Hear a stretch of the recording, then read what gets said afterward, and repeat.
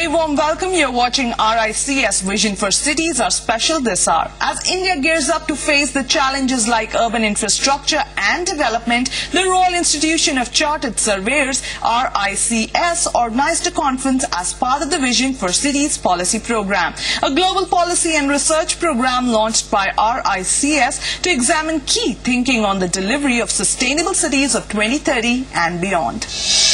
The genesis of this conference is the RICS Vision for Cities global initiative that was launched at MIPIM in 2009 with a view to draw a vision for cities and a roadmap for the development of cities with the rapid urbanization that we're witnessing across different parts of the world.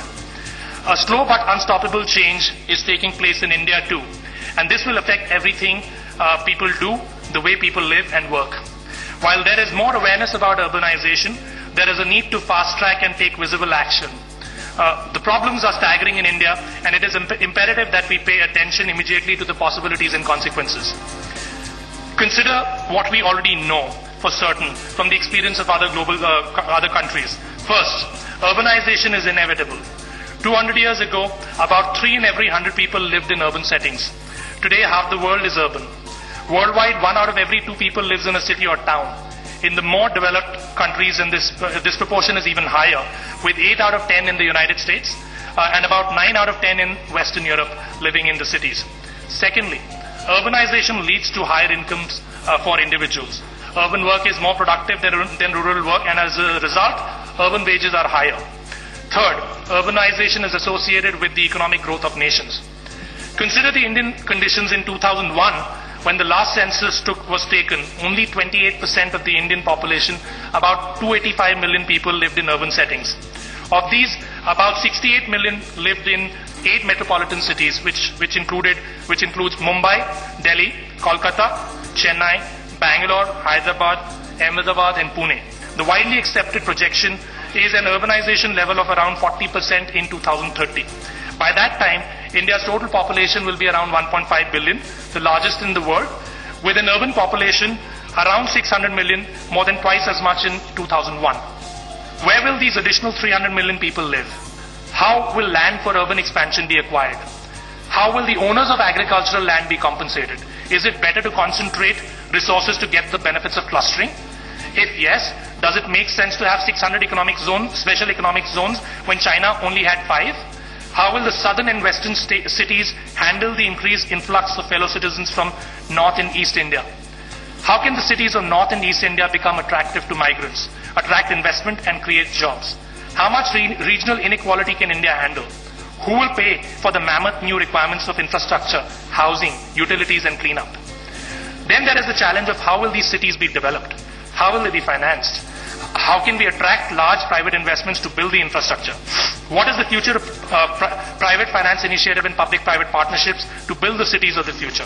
How do we create planned private cities which can become home to populations of more than 1 million people? How will these private cities be built and managed? What kind of incentives are required? There is also a problem that there is a dearth of institutional capacity, and for all this infrastructure that needs to be built, despite our large population, India does not have trained urban professionals, an area that RICS is committed to addressing. This conference will dwell on each of these questions, as well as many others, and try and find answers. In March 2010, RICS launched its Vision for Cities programme. It's a programme of seminars and debate, and principally of research, intended to create a body of knowledge and thought leadership for all the people who now face the daunting task of shaping the cities. These are the cities where the majority of the humans on the planet are going to live for the foreseeable future. As Sachin explained, RICS is a global professional body. We cover a wide spectrum of activities across the spectrum of land, construction, property and the built environment. RICS was formed under a royal charter, and that charter requires us to act in the public interest. So we're not a trade association, we are interested in representing the public interest and developing standards and qualifications to serve the public interest. It's important to note that this global Vision for Cities programme is not just limited to RICS members, but reaches out and embraces a wide range of thought leaders and stakeholders, all the specialists who can really contribute to developing this body of knowledge. It's great to see that we have a number of those specialists with us today, and we're really looking forward to their contribution and insight. Before we get into what the speaker said on the key issues of urban infrastructure, let's hear what Shri Kamal Nath, the Honourable Minister for Urban Development, said. Thank you for inviting me to be with you here today, and it's a great pleasure to participate in the Royal Institute of Chartered Surveyors conference on planning and delivering urban infrastructure in Indian cities. I'm very glad to know that RICS has embarked on the important vision of the cities, Vision for Cities, a very major policy initiative. RICS, as we all know, is the leading self-regulatory body, and qualification and standards in land, property and construction is in a position to make a significant contribution in this great challenge we have before us of India's urbanization, with their reservoir of knowledge and their experience across various parts of the world.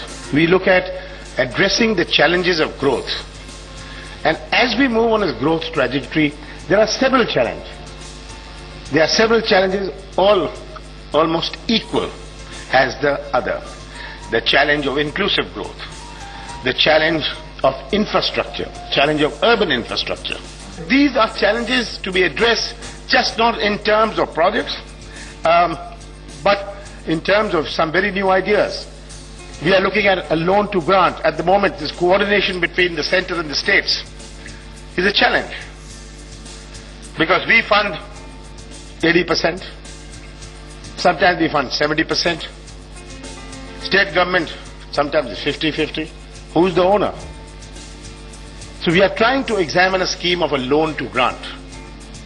Now we'll give you a loan, as you move forward, we'll convert it into a grant to incentivize them, to push them, to introduce the reforms. And most of all, I want to congratulate and thank RICS for putting this together, because this exchange of ideas and this exchange of wisdom will go a long way in this huge challenge which we have before us in India.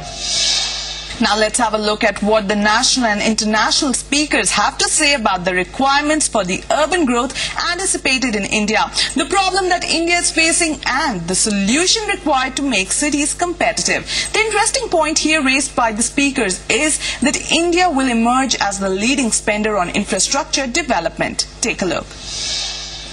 Today, India's urban population is about 31% of our total population. At about 375 million people today, we expect this to increase to over 600 million by 2031.